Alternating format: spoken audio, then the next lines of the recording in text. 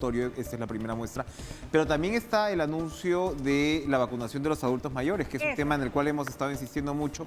Y bueno, hoy ha hecho explícita la primera ministra y el ministro de Salud esta priorización, ¿no?, de los adultos mayores en este orden de vacunación, que en realidad depende sobre todo, por supuesto, de la cantidad de vacunas que llegue, y eso es lo que esperamos, que este ritmo se incremente, ¿no?, cada vez con más intensidad.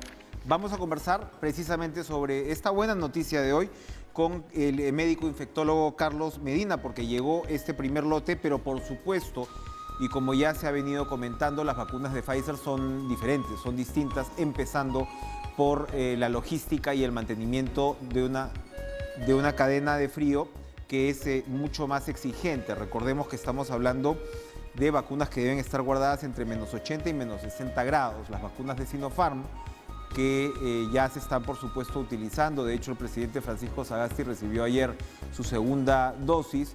Son vacunas, digamos, tradicionales, ¿no?, que inoculan un pedazo, una partícula del virus inactivo para que el cuerpo pueda generar, pues, sus propios anticuerpos. El caso de la vacuna de Pfizer es esta nueva tecnología, que no es la única, por cierto, pero la de la vacuna de Pfizer es digamos, de las que más confiabilidad tiene hasta ahora, de las que más eficacia. Estamos hablando de la vacuna de Pfizer Biotech, aproximadamente 95% de eficacia. Le damos ahora sí la bienvenida al doctor médico infectólogo Carlos Medina. ¿Cómo está, doctor Medina? Gracias por estar con nosotros. Gracias, buenas noches, gracias por la invitación. Bueno, las vacunas de Pfizer, como decíamos, la primera característica es, por un lado, bueno, una efectividad muy alta, pero por otro lado una cadena de frío bastante exigente. Estamos ya preparados porque hoy lo que se está recibiendo son 50.000 dosis, pero se espera que sean millones en realidad las que lleguen en los próximos meses a partir de los contratos firmados últimamente. Tenemos en el Perú la capacidad para manejar esta cadena de frío, que entiendo yo, estos famosos coolers los suministra el propio laboratorio para que luego sean devueltos, pero me imagino que de todas maneras tiene un tratamiento particular, especial. Claro, en realidad tenemos la logística, pero no en todos lados, ¿no? Entonces tenemos que seleccionar bien cuáles van a ser los lugares donde se va a vacunar con ese tipo de vacuna, que, como bien has dicho, tiene pues la mayor efectividad de todas las vacunas hasta el momento estudiadas, pero que también pues requiere pues una logística bastante marcada para poder transportarla y administrarla, ¿no? Ahora, lo que se estaba haciendo en otros países, me imagino, es no alejar demasiado las vacunas, estas en particular, del punto de recepción, de la ciudad de recepción.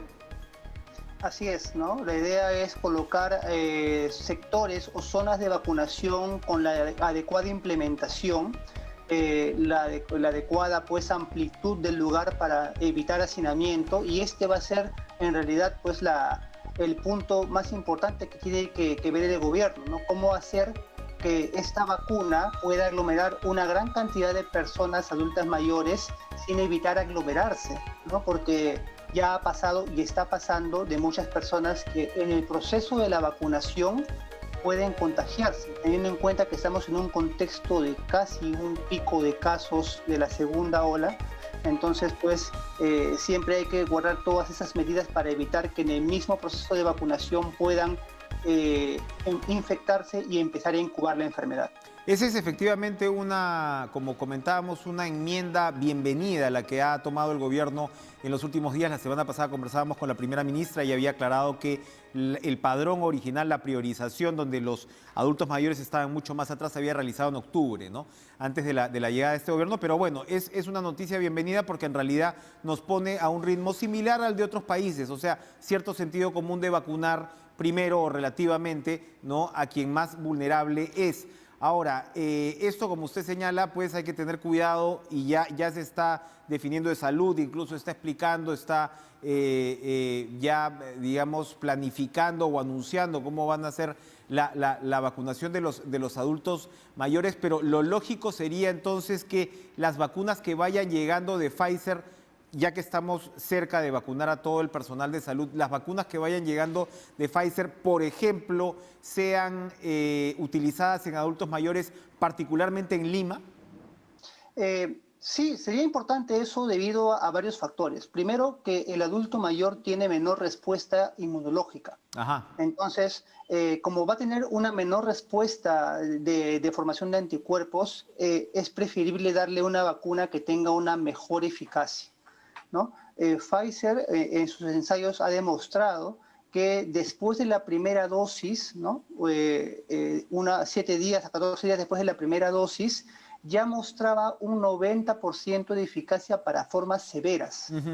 Eso es muy importante porque estas personas adultas mayores son las personas que tienen mayor riesgo de hacer formas severas y de fallecer. Y esto también pues satura mucho más el sistema de salud y eso genera toda una cadena de por sí. Entonces, si damos una vacuna más efectiva a este grupo que sabemos que va a desarrollar una menor respuesta inmunológica, entonces podemos tener un mejor grado de protección en esta población, ¿no? Importante. Cuéntenos, doctor, de todas maneras, ¿qué es lo que diferencia a la vacuna de Pfizer? ¿Por qué demanda una cadena de frío tan exigente como esta? Sabemos que es una tecnología distinta, nueva en realidad para el uso de las vacunas, pero ¿por qué particularmente es la que de lejos requiere una cadena de frío más demandante? Bueno, la vacuna de Pfizer es una metodología nueva para el sistema sanitario, porque es la primera vacuna, o bueno, junto con Moderna, las primeras vacunas con esta metodología que salen pues a hacer una vacunación masiva a nivel mundial. Pero ya se conoce esta metodología desde hace varios años. Han estado haciendo investigaciones.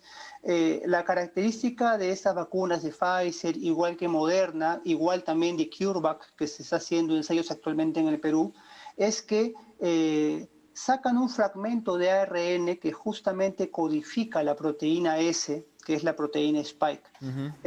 Y esta la ingresan o la introducen dentro de un complejo de nanopartículas, ¿no? de lípidos, que justamente para conservar la estabilidad de esta estructura lipídica es que se requiere una temperaturas bastante bajas. O sea, es en realidad esta envoltura que protege a este ARN que se está introduciendo con la vacuna, la que requiere toda esta logística de una cadena de frío exigente para poder conservar su estructura, y este complejo de lípidos, estas nanopartículas, son también las que potencian la respuesta inmunológica del cuerpo, y es probablemente por eso que tanto Moderna como Pfizer han mostrado un nivel de eficacia mayor que el resto de vacunas que se han estado ensayando y han estado mostrando sus resultados. Ahora, para terminar, doctor, porque estamos también no solamente con los rusos, al parecer, cerca de llegar, ¿no?, a buen puerto con la vacuna Sputnik, sino con la vacuna de Johnson & Johnson, que también trae buenas noticias. Esta última vacuna de Johnson & Johnson parece ser, digamos, no solamente bastante eficaz, sino de un manejo también relativamente manejable, por permitir la redundancia. Sí, la ventaja de Johnson & Johnson, así como la vacuna de Sputnik, así como la vacuna de AstraZeneca, es que también es un fragmento de ARN, pero esta la introducen dentro de un vector, de un virus que habitualmente no causa enfermedad en el ser humano, y mediante esta manera introducen esta cadena de ARN dentro del cuerpo con la vacuna. Al estar dentro de este vector no requiere temperaturas tan bajas, no puede manejarse de manera con la cadena de frío habitual que tenemos en nuestras campañas o en nuestros programas de vacunación.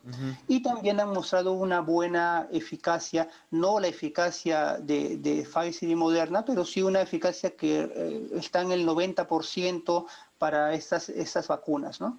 Interesante, porque o sea, serían básicamente 3 tecnologías de vacunas contra el coronavirus de las que estamos hablando, ¿no? Sinopharm, que sería una vacuna tradicional donde se inocula, ¿no?, un fragmento del virus inactivo.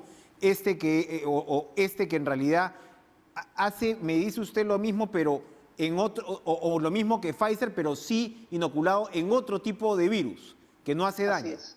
cambia la envoltura. Mientras Exacto. que Pfizer lo ingresa en un complejo de lípidos, Sputnik, Johnson Johnson o AstraZeneca lo introducen dentro de un virus, pero es un virus que no causa enfermedad en el ser humano. Impresionante los avances de la ciencia. Entonces tenemos estas 3 vacunas y ojalá puedan estar las 3 aplicándose entre nuestros compatriotas lo antes posible. Gracias, doctor Carlos Medina, por acompañarnos esta noche, médico infectólogo. Vamos a seguir. No sé si ya estamos listos con el ministro de Trabajo y Promoción del Empleo, Javier Palacios, para seguir conversando sobre esta fecha importante, este anuncio importante, esta llegada de las vacunas, pero también sobre todo de su sector, donde hay mucha expectativa, dadas las difíciles circunstancias. Ministro Palacios, gracias por estar con nosotros. Buenas noches. Buenas noches, Enrique. Encantado de estar en el programa. Bueno, incidir, ministro, e insistir en esta buena noticia, ¿no? En comenzar ya la vacunación de los adultos mayores, no esperar al principio de la segunda fase, es decir, esperar, en realidad era casi más de 1 millón de personas que estaban, por decirlo, en la cola por delante de los adultos mayores, sino que adelantar esta priorización en paralelo con la primera línea. Cuéntenos un poco de detalles de cómo fue finalmente esta discusión, este cambio, en todo caso, en la priorización dentro del Consejo de Ministros. Yo creo que más que hablar de cambios en la priorización, porque recordemos que toda la población está priorizada. La idea es que todos puedan ser objeto de vacunación en los plazos más cortos y con las garantías necesarias. De lo que se trata es de aprovechar las fortalezas también de un sistema que está, digamos, habituado a los procesos de vacunación y que tiene capacidades que deben ser parte de este aprovechamiento. Y entonces, esta secuencia en la que progresivamente se incorporará la población también en función de sus vulnerabilidades, creo que es parte de un proceso que estamos seguros va a correr con la urgencia que se requiere. Ojalá sea así. Por supuesto, hay mucha expectativa con su sector. Evidentemente, el empleo ha sido pues de lo más golpeado durante la pandemia, sigue siendo golpeado. Y una buena noticia es que se va a incrementar el presupuesto de Trabaja Perú en más de 200 millones. Trabaja Perú ya estaba desde antes, pero ya en estos últimos meses ha sido asumido de alguna manera como una fuerza de choque, de contraataque para poder reducir este impacto. ¿Cómo va Trabaja Perú en términos de reactivación del empleo? Trabaja Perú tiene un objetivo central, una población objetivo central, que es la población más vulnerable, la población de menores ingresos y que no tiene calificaciones que permitan una incorporación al mercado de trabajo, digamos, regular. Y eso hace que en los sectores más golpeados, particularmente en los sectores independientes, en los sectores incluso de los trabajadores también dependientes de menores ingresos con menores calificaciones, esta es una oportunidad importante que cubre varios espacios que son, creo que bien interesantes de resaltar. Porque si bien por un lado apunta a generar ingresos a las personas más vulnerables, a las más golpeadas, también apunta a poder fortalecer algunas capacidades y mejoras en las condiciones de vida de poblaciones en alianza con sus alcaldes, con sus gobiernos locales. Lo que se está planteando en este momento es un esquema en el que, con el presupuesto que ya había y que permitía estimar alrededor de 35.000 empleos, con más de 600 actividades de intervención inmediata, cosas que se pueden hacer muy rápidamente, incorporar más de 200 millones para subir esto a más de 1.200 actividades que se incorporarían a las 600, ya tenemos casi más de 1.800 actividades, y generar más de 75.000 empleos. Esto nos da alrededor de 102.000, poco más, de empleos temporales que permitan, además, vincularlo en el trabajo ya del espacio local a actividades con sectores del propio gobierno nacional y los gobiernos locales que fortalezcan, por ejemplo, la posibilidad de abrir espacios públicos, de acondicionar espacios públicos al lado de los establecimientos de primer nivel en salud para los procesos de vacunación. Que la propia población participe con trabajo temporal, con empleo, liderado por sus autoridades locales, para acondicionar estos espacios que ofrezcan garantías y seguridades en los procesos de vacunación que vienen en lo sucesivo. Por ejemplo, también en los temas relacionados a poner en valor monumentos históricos, sitios arqueológicos que puedan ser también potenciales centros de interés y atracción una vez que pase la posibilidad de restricción y que las personas puedan movilizarse con regularidad. Estos espacios de articulación con el Ministerio de Comercio Exterior, con el Ministerio de Ambiente en zonas, en zonas de ecosistemas, con el Ministerio de Cultura, con el Ministerio de Vivienda en los espacios públicos, creo que es parte de las novedades que pueden incorporar una propuesta como la de Trabaja Perú en este momento. Bien, esto es, digamos, esto va a la vena, como usted señala, la población más vulnerable, y ojalá que también el nivel regional y municipal pueda estar a la altura de las circunstancias. Pero más allá de esto, evidentemente el empleo ha sido tremendamente golpeado. Ya son pocos, de hecho, relativamente pocos los empleos formales que tiene el Perú. Eso ha sido golpeado de un lado, y de otro lado, por supuesto, entre toda la población informal, eso también es una tragedia en realidad la que se está viviendo. ¿Cómo observa usted la perspectiva de la reactivación del empleo para los próximos meses? Es indudable que ha habido un impacto inmenso en particularmente el empleo formal, también en el informal, que dicho sea paso es el que se recupera más rápido. Claro. Pero en el caso del empleo formal, si hacemos una comparación entre diciembre del 2019 y diciembre del 2020, el número de empleos que se han perdido en la diferencia son alrededor de 300.000 empleos. Eso es entre 3.500.000 y 3.800.000 las diferencias que se reportan desde la planilla electrónica. Esto lo que amerita es en realidad también impulsar algo que ya está en camino y que de hecho ha tomado algunas semanas más de demora en su implementación, pero creo que ya estamos listos para poder comenzar en las semanas siguientes, y es que se aprobó un subsidio a la planilla, que si se recuerda, permitía involucrar la posibilidad de contratar con estímulos desde el Estado a personas que iban con porcentajes para subsidiarse de 35% hasta 55%, dependiendo si era adulto o era una persona joven, y que se estima, aun cuando la segunda ola ha impactado en los niveles de crecimiento y por ende en los niveles de empleo, que podría esto representar alrededor de 250.000 empleos más que se estimularían como consecuencia de esta subsidio de la planilla, que debería empezar a pagarse a la primera quincena del próximo mes. Ajá. Mirando los resultados de lo que se ha contratado a partir del mes de noviembre y que va a durar en los 6 meses siguientes a abril para efectos de los procesos de contratación que se puedan verificar. Creemos que ahí, con este también escenario, tenemos la posibilidad de ayudar a este impulso en la contratación, siempre y cuando, claro, necesitamos también que las restricciones puedan ir modificándose gradualmente para que se puedan incorporar la mayor cantidad de sectores posibles a este esquema. Interesante. ¿Me podría el subsidio finalmente de cuánto es?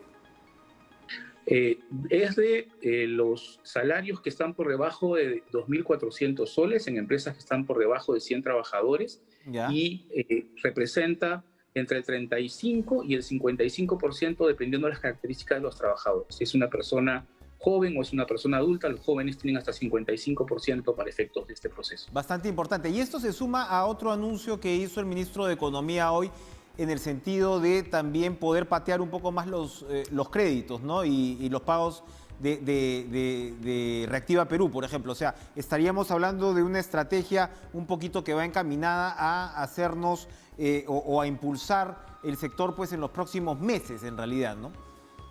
Ciertamente, el tema nos parece una medida muy potente también la posibilidad de reprogramar créditos en el caso de Reactiva, dependiendo de las características de las empresas y los montos involucrados, pero hasta con un año de reprogramación, con escenarios que involucran también FAEMIPE, con acceso a montos importantes, más de 800 millones de soles en el caso de FAEMIPE.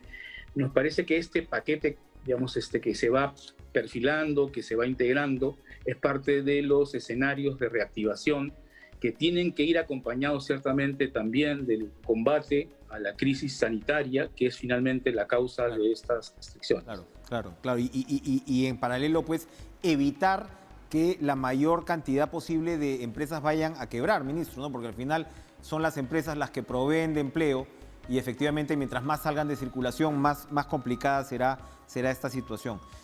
Muy interesante, Ciertamente. ¿no? Así es. Ministro Javier Palacios, gracias por estar con nosotros en Cara a Cara esta noche. Con todo gusto, Enrique. Buenas noches. Importante anuncio del subsidio a la planilla. Vamos a ir a una pausa, pero regresamos, ya nos ponemos en modo electoral con Luis Iberico, candidato a la vicepresidencia de APP. No se muevan.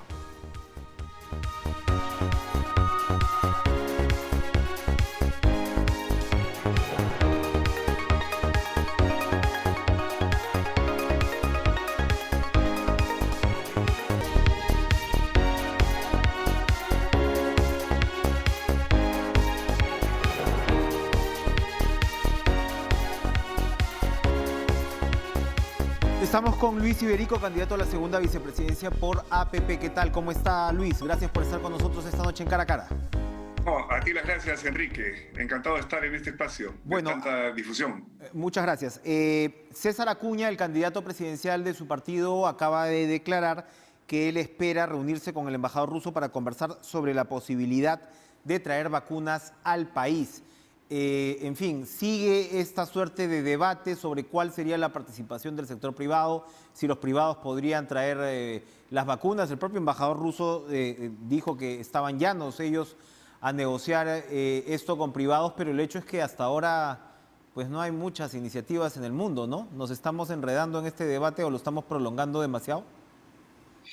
No, en el mundo ya hay enlaces de justamente el laboratorio que produce la vacuna rusa, específicamente con laboratorios privados, ¿no? En Brasil ya se están produciendo las vacunas rusas y esa ha sido una negociación de la empresa rusa con un laboratorio, concretamente de Brasil, un laboratorio privado. En este momento están, digamos, en ese laboratorio de Brasil, privado, repito, están complementando la vacuna, ¿no? Rusia le envía el componente activo y Brasil lo termina. Pero a partir de para abril, manejo Brasil público, ya está produciendo. pero para distribución pública todavía, claro, todos los laboratorios son, excepto los chinos, son privados, ¿no? Pero ahí hay una negociación pues, con un laboratorio privado, ¿no? Que me parece que es una de las cosas que hay que recoger.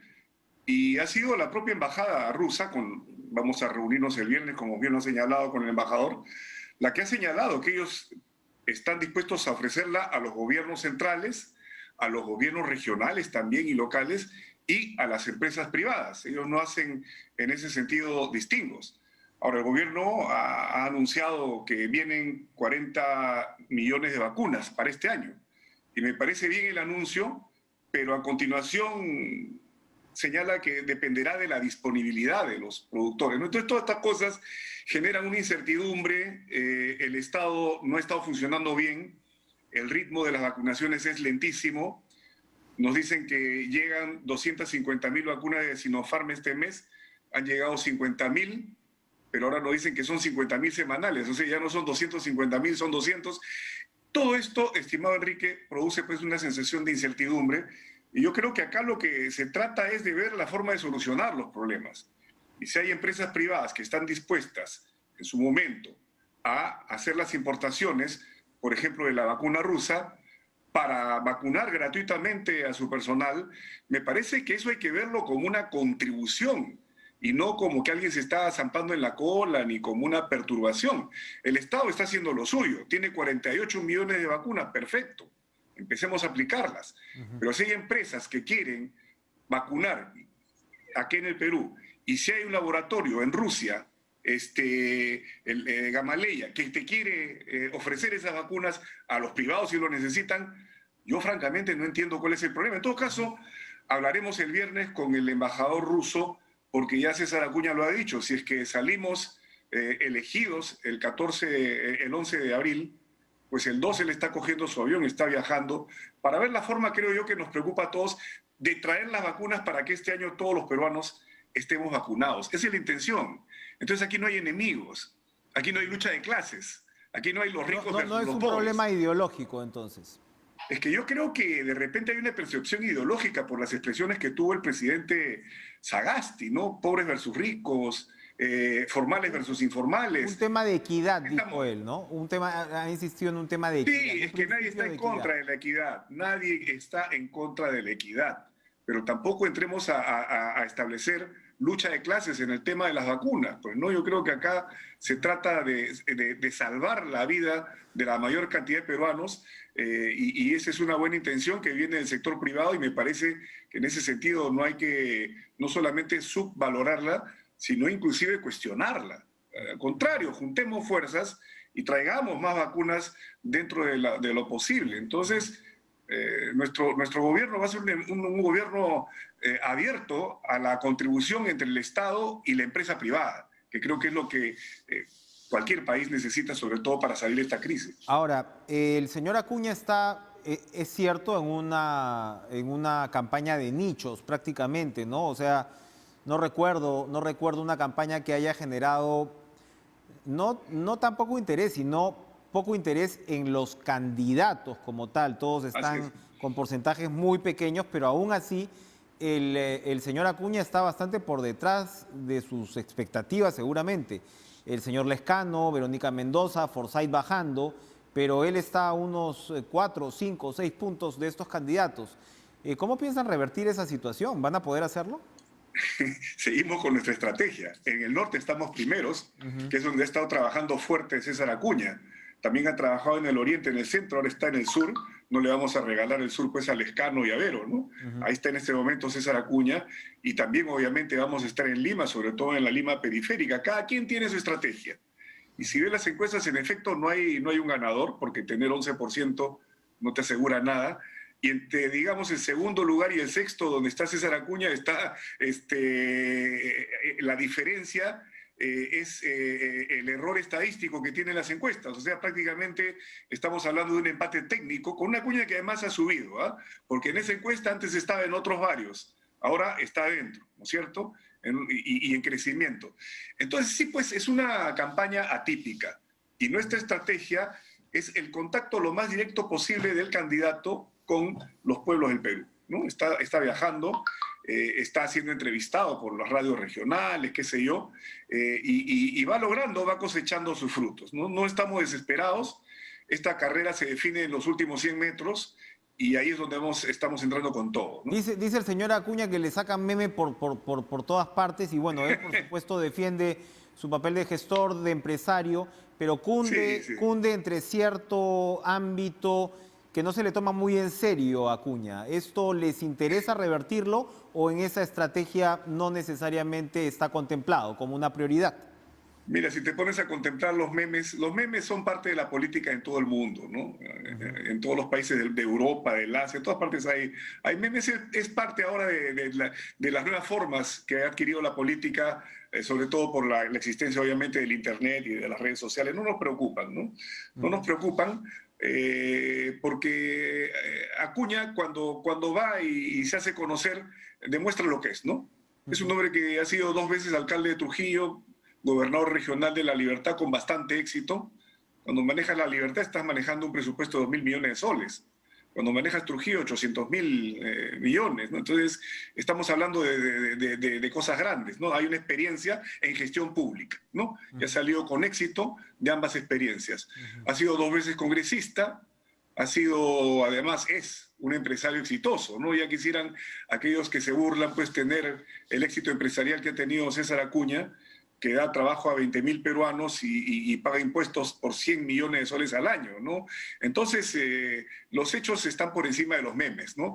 Quizás no sea un buen orador, pero es un hacedor, ¿no? Él hace las cosas.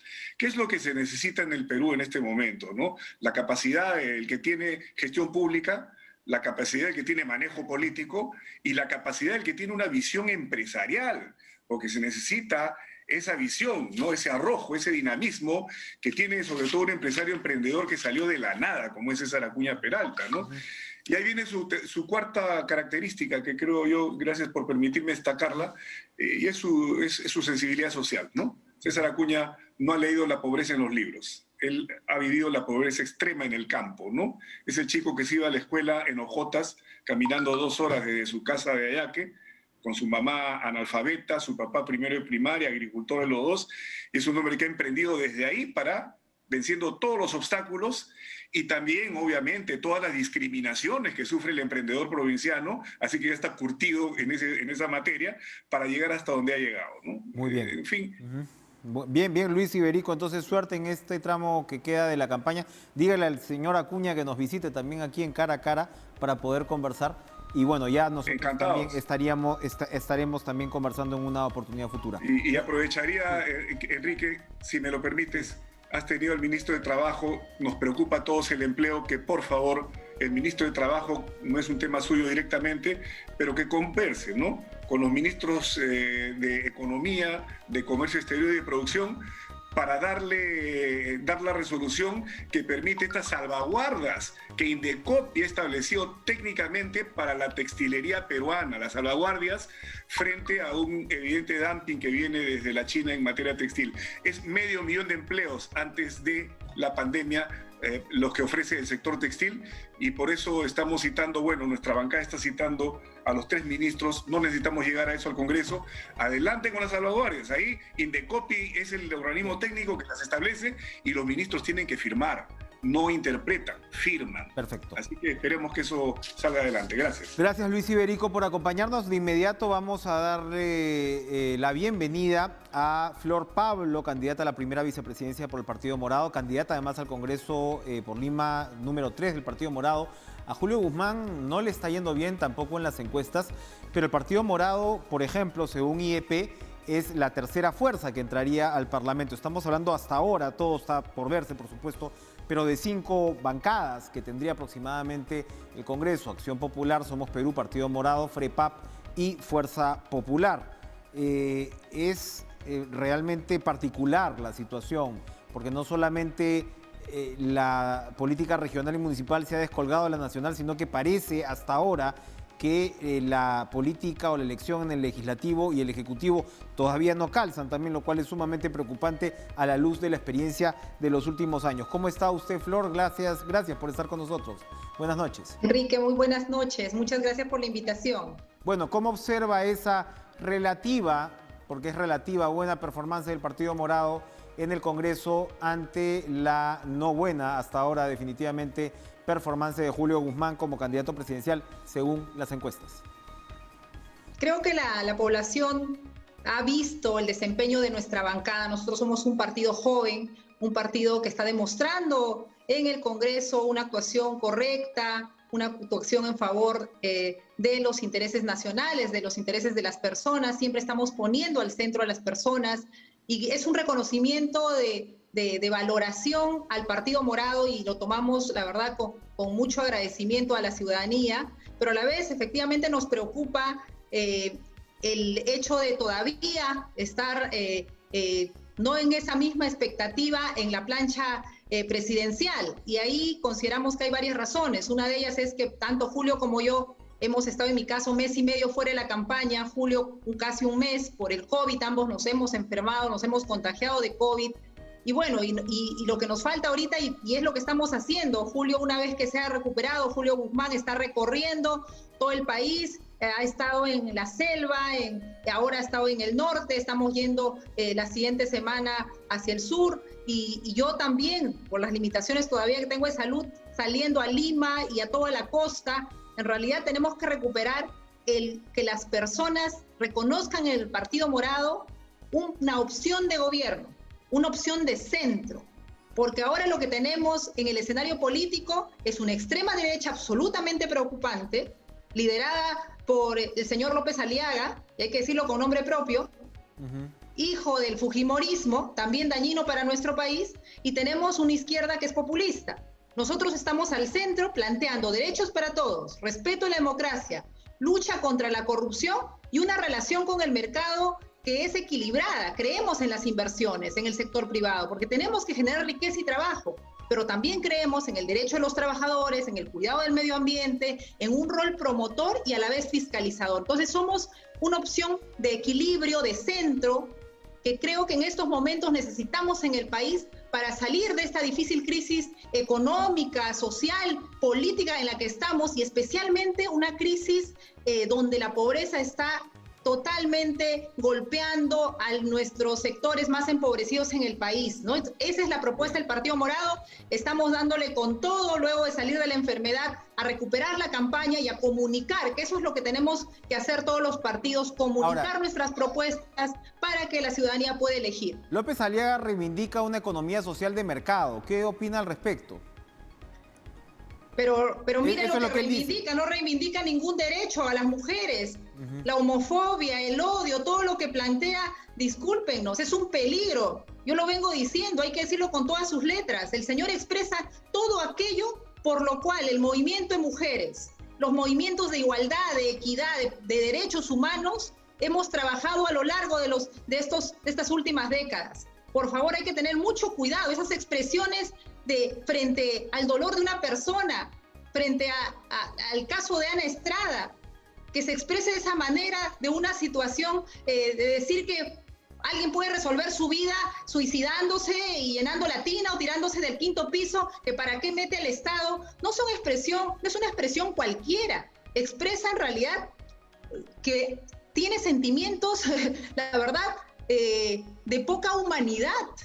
Creo que alguien que se expresa así de otro ser humano, realmente debiéramos de cuestionar y ver en nuestra Constitución si necesitamos una evaluación psicológica para algunos candidatos o para todos los candidatos presidenciales. Efectivamente, López Aliaga pretende, digamos, apelar probablemente a un sentimiento de cierto sector del electorado que reproduce de repente la fórmula de Bolsonaro, reproduce la fórmula de Trump, pero de ahí uno apunta un poquito más arriba y ves que el escano, que es esta suerte de, digamos, indefinición política en muchos factores, es, sin embargo, relativamente conservador en términos sociales.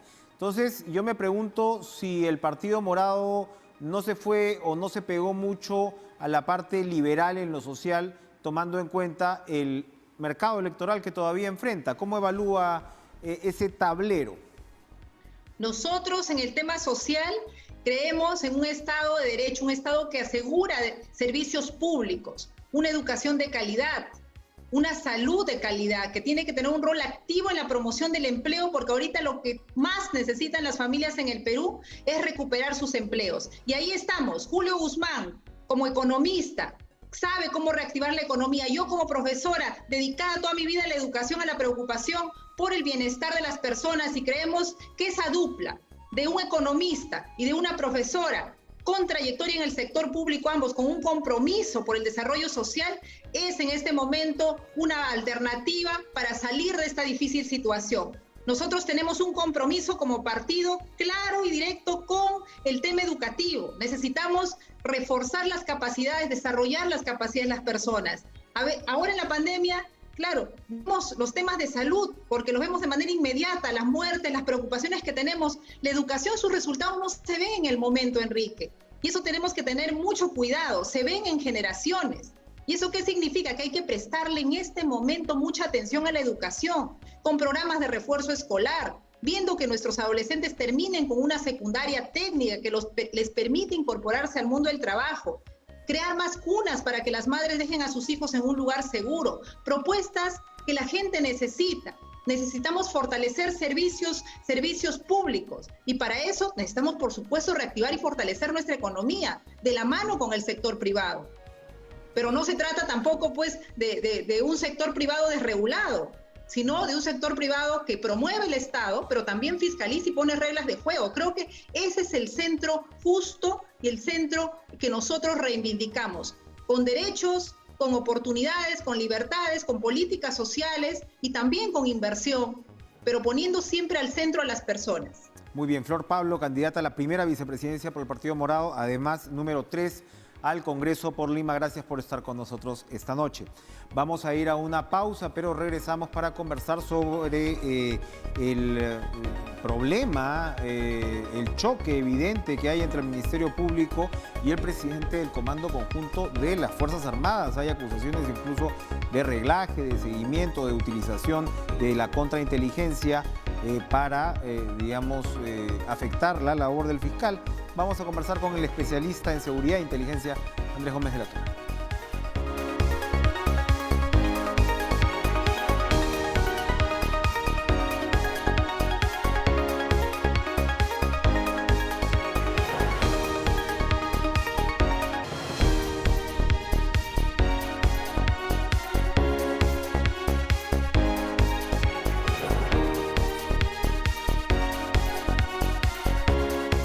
Hace pocos días fue noticia el allanamiento a la vivienda del presidente del Comando Conjunto de las Fuerzas Armadas, el general César Astudillo, allanamiento por parte del Ministerio Público que lo investiga por el caso Gasolinazo, que por cierto involucra a otros altos mandos o ex altos mandos del Ejército, y el fiscal responsable, el fiscal Hugo Minaya, señala pues que se han encontrado en ese allanamiento documentos de inteligencia del Ejército que dan cuenta de seguimientos a él y particularmente a su hermano, de alguna manera pues vinculándolo al hermano con la extrema izquierda, y al propio fiscal con sus estudios en San Marcos, que según la evaluación pues lo haría proclive a ser antiejército, por decirlo de alguna manera.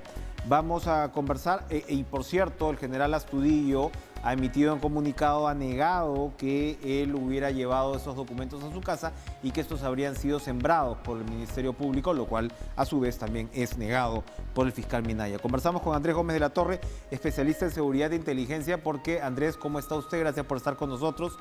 Siempre la producción de inteligencia mal llevada puede terminar peor. Y es un tema que ha generado en realidad traumas para el Perú. ¿Cómo observa esta situación? ¿Hasta dónde puede llegar? Buenas noches, Enrique. Sin duda el tema es polémico, el tema es sensible, como bien ha señalado, por los antecedentes y por el pasado del empleo de los aparatos de inteligencia.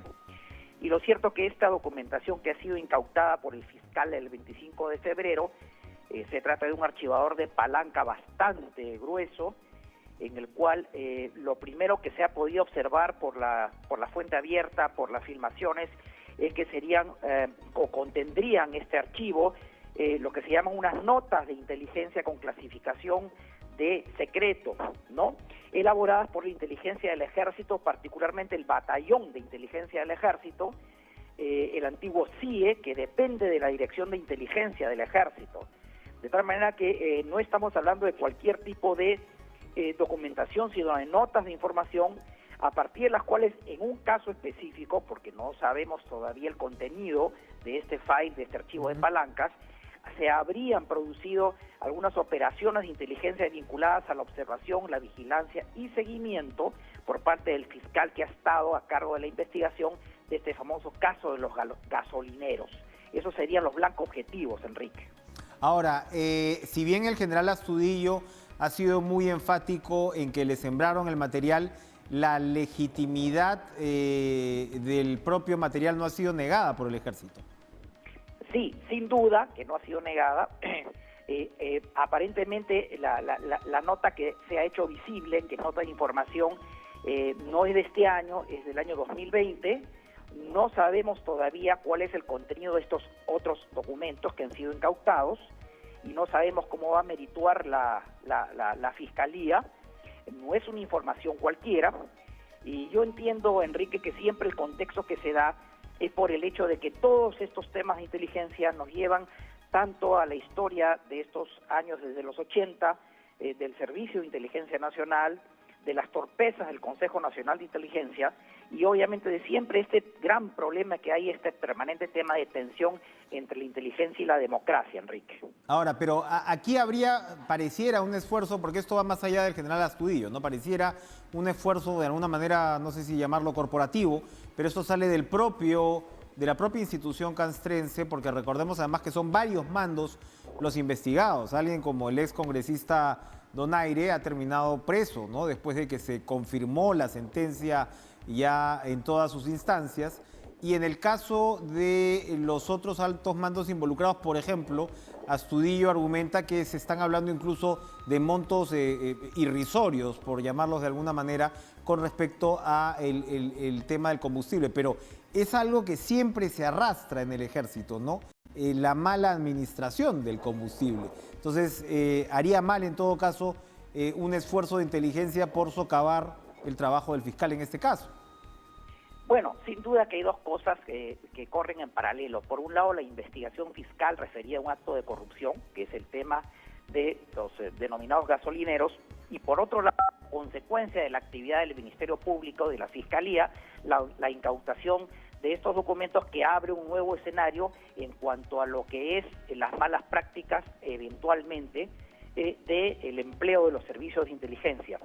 Creo que sobre este segundo punto de estos documentos, Enrique, creo que cortar lo más sano es que el Congreso de la República de inmediato asuma su papel y su rol de control político y que tanto la Comisión de Inteligencia, Comisión Ordinaria, como la Comisión de Defensa Nacional y Orden Interno procedan a hacer los respectivos pedidos de información por escrito para aclarar las cosas y eventualmente citar a la ministra de Defensa, al propio aludido, el general Astudillo, y eventualmente el jefe de inteligencia militar, la segunda DIENFA, para que puedan hacer sus descargos y explicar de qué se trata este contenido de este archivo de palancas, a partir del cual apunta a que se habrían obtenido información, documentos de inteligencia, de clasificación de secretos, que podrían rozar o frisar con el tema del mal empleo de los servicios de inteligencia. ¿Sería un mal empleo, Andrés?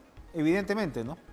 Bueno, eso dependerá justamente de la actuación de las comisiones parlamentarias para ejercer esa labor del control político y analizar, porque tiene sobre todo la Comisión de Inteligencia la prerrogativa de solicitar información clasificada y no clasificada, y en ese sentido, para que se pueda esclarecer los hechos, y si eventualmente no se esclarecen en unas primeras instancias, pues hay la posibilidad que la propia Comisión de Inteligencia pueda eventualmente constituir un grupo de trabajo, o si ya el tema es muy grave, Enrique, derivar pues de acuerdo a una moción de orden del día, el establecimiento de una comisión investigadora sobre este tema, que dicho sea de paso no es nuevo, porque ya el Congreso ha tenido otras comisiones investigadoras en el pasado para ocultar este delicadísimo tema, que es el tema del empleo de inteligencia en la democracia. Así es un tema que hay que manejar efectivamente con el cuidado del caso. Hay quienes han defendido al general Astudillo, incluso dentro del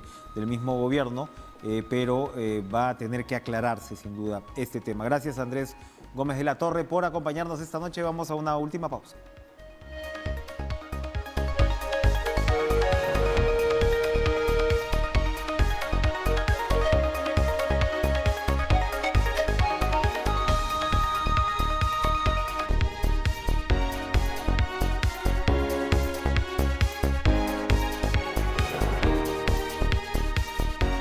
Nos despedimos con la cifra de vacunados hasta el día de hoy en el Perú.